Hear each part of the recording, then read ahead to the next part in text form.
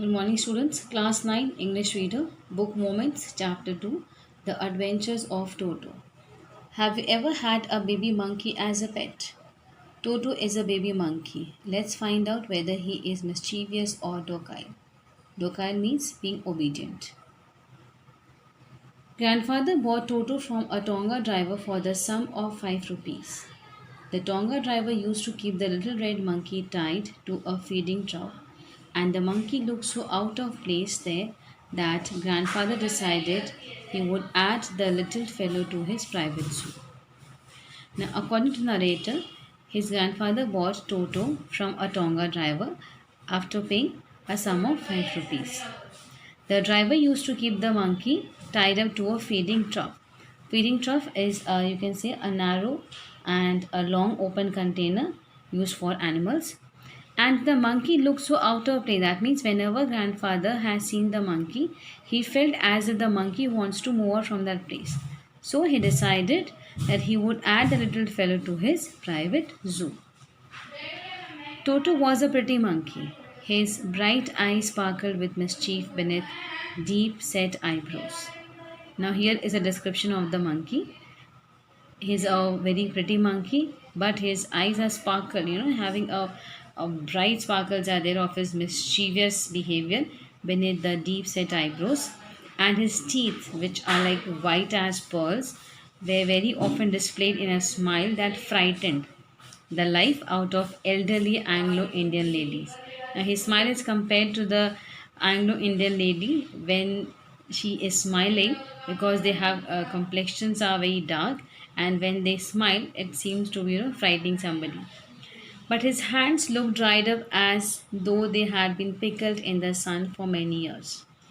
As you must have seen your mothers or grandmothers, when they make pickles, they keep it for a long time in the sun so that it is preserved for years and years later, which can be used. So, similarly, it has been compared here that his hands are looking as dried up and staying for longer time in the sun.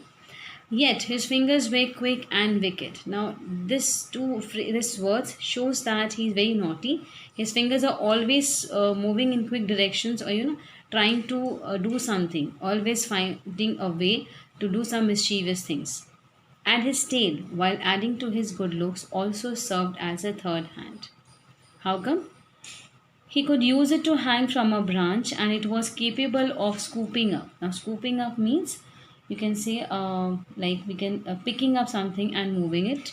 Any delicacy. Now, delicacy means fineness of any surface or texture that might be out of reach of his hands.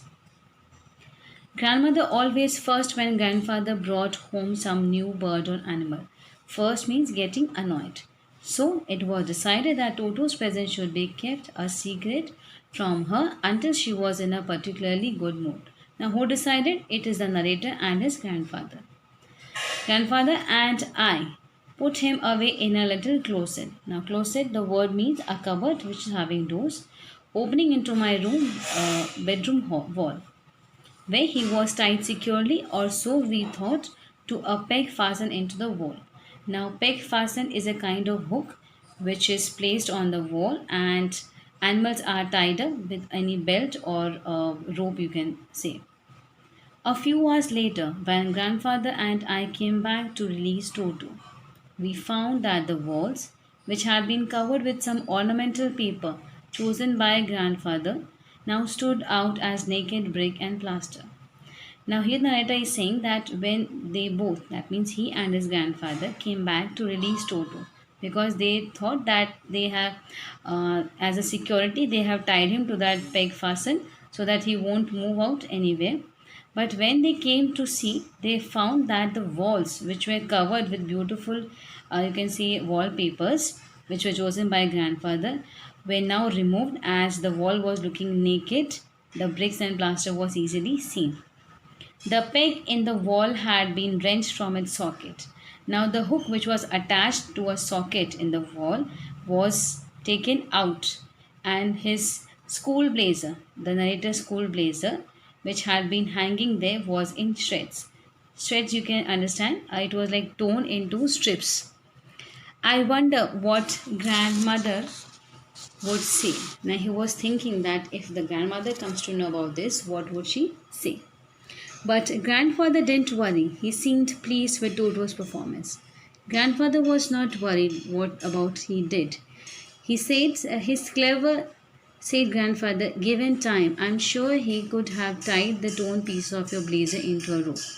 Now grandfather is assuming that he must have tried to make a rope out of this blazer, tearing it into strips and made his escape from the window. To escape from the window, he must have did so. His presence in the house still a secret. That means yet grandmother has not come to know about Toto.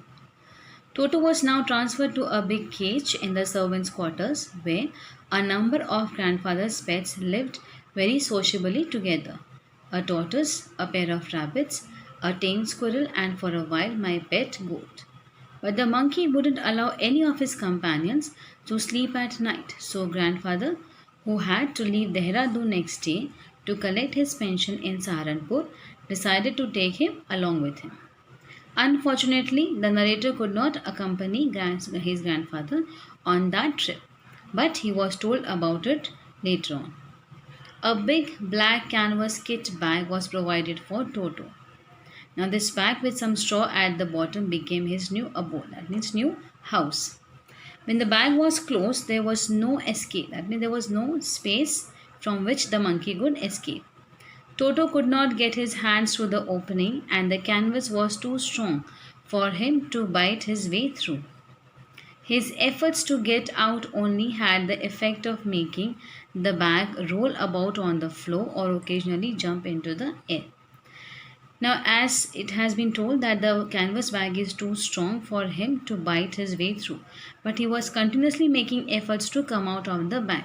And as a result of it, what happened? The bag rolled down on the floor, and occasionally you can say it jumped into the air. Now, at the Dehradun railway platform, it was a kind of exhibition that attracted a curious crowd of onlookers to see the Toto.